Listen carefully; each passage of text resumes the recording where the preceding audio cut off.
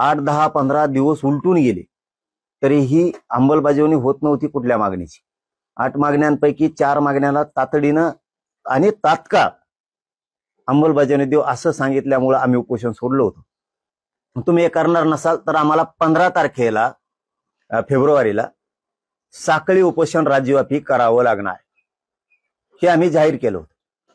परंतु काल 4 मागण्या ज्या मंजूर करणार होती त्यापैकी 2 मागण्याचा शासन निर्णय मुख्यमंत्र्यांनी आणि सरकारनं केलाय की आपले माननीय शिंदे साहेबांची समितीला मुदतवाढ दिली। शिंदे समितीच्या माध्यमातून रेकॉर्ड शोधल्याला, नोंदी शोधल्याला, प्रमाणपत्र दिल्याला नुसती घोषणा करून मुदतवाढ देऊन आमचं कल्याण होणार नाहीये, समाजाचं भविष्य घडणार नाहीये। तुम्हाला आता तिला पळवायला लावा लागणार आहे, तिला काम करायला लावा लागणार ही सरकारची जबाबदारी।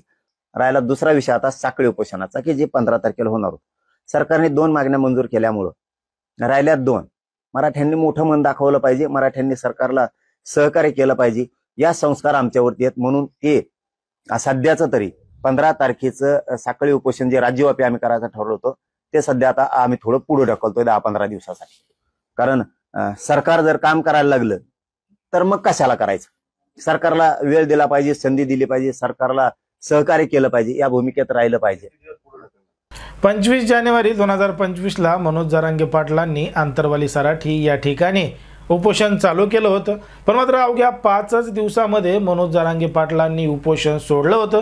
कारण की सरकारच्या वतीनं त्या ठिकाणी आमदार सुरेश धस आणि खासदार बजरंग सोनवणे सुद्धा आलेले होते आणि त्यांनी एक निवेदन मनोज जरांगे पाटलांना दिलेलं होतं। म्हणून मनोज जरांगे पाटलांनी उपोषण सोडलं आणि एक घोषणा केली होती की इथून पुढे आता उपोषण करणार नाही तर झगपक आंदोलन करणार आहे। पण मात्र त्याच्या काही दिवस उलटून गेल्यानंतर मनोज जरांगे पाटलांनी पुन्हा एक घोषणा केली की आता राज्यभरामध्ये साखळी उपोषण सुरू होणार आहे आणि साखळी उपोषणाला मी सुद्धा बसणार आहे। एकीकडे मनोज जरांगे पाटलांनी अशी घोषणा केली आणि इकडे सरकारने मात्र मनोज जरांगे पाटलांच्या मागण्या सुद्धा मान्य केल्या आणि जरांगे पाटलांनी हे उपोषण, हे साखळी उपोषण पुढे ढकललं। नेमकं या संपूर्ण प्रकरणामध्ये काय घडलं हेच आपल्याला सविस्तरपणे या व्हिडिओच्या माध्यमातून बघायचं। पण जर तुम्ही अजूनही आपलं चॅनल सबस्क्राइब केलं नसेल तर लगेच सबस्क्राइब करा आणि बाजूला असणाऱ्या बेल नोटिफिकेशनला सुद्धा ऑन करायला विसरू नका। आता 25 जानेवारीला मनोज जरांगे पाटलांनी सुरू केलेलं जे उपोषण होतं ते सरकारच्या मार्फत त्या ठिकाणी आलेले आमदार सुरेश धस यांच्या माध्यमातून जरांगे पाटलांनी सोडलं होतं।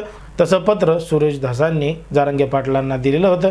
जरांगे पाटलांच्या ज्या काही मागण्या आहेत त्या लवकरच मान्य करू असं त्यामध्ये सांगितलं होतं। पण मात्र काही दिवस उलटून गेले तरी जरांगे पाटलांच्या मागण्या काही केल्या मान्य होत नव्हत्या। म्हणजे जालना प्रशासनाच्या वतीनं जे वाळू चोर आहेत, वाळू तस्कर आहेत यांच्या विरुद्ध कारवाया चालू केल्या होत्या, त्यांना तशा नोटीस सुद्धा दिलेल्या होत्या। मग त्यापैकी काही जण हे जरांगे पाटलांच्या जवळचे होते, त्यांचे सहकारी होते। म्हणून कुठंतरी जरांगे पाटलांनी एक आक्रमक भूमिका घेतली होती आणि त्यांनी सांगितलं होतं की आता राज्यभरामध्ये साखळी उपोषण करणार आहे आणि मुंबईच्या दिशेने सुद्धा जाणार आहे। मग मनोज जरांगे पाटलांनी तशी घोषणा केली, 15 फेब्रुवारीची तारीख सुद्धा जाहीर केली। पण मात्र 15 फेब्रुवारी अगोदरच मनोज जरांगे पाटलांच्या ज्या मागण्या होत्या, ज्या 4 मागण्या मान्य होणार होत्या त्या 4 मागण्यांपैकी 2 मागण्या सरकारकडून मान्य करण्यात आल्या आहेत।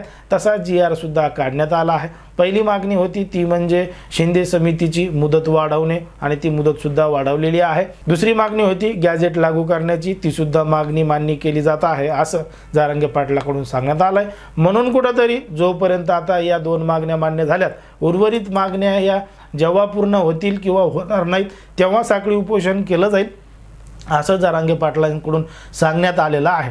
पण मात्र जरांगे पाटलांनी सरकारला अल्टिमेटम दिलं आणि सरकारने त्या अगोदर सगळ्या मागण्या मान्य केल्या। आता उर्वरित मागण्या कधी पूर्ण होतील, मान्य होतील हे आपल्याला पाहावं लागणार आहे।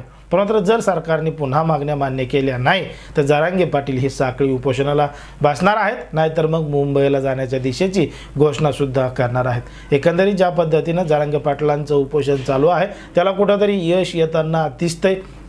या संपूर्ण प्रकरणावर तुम्हाला काय वाटतं हे अगदी स्पष्टपणे कमेंटमध्ये सांगा आणि अशाच पद्धतीचे नवनवीन व्हिडिओ पाहण्यासाठी आपल्या चॅनलला लगेच सबस्क्राइब करा।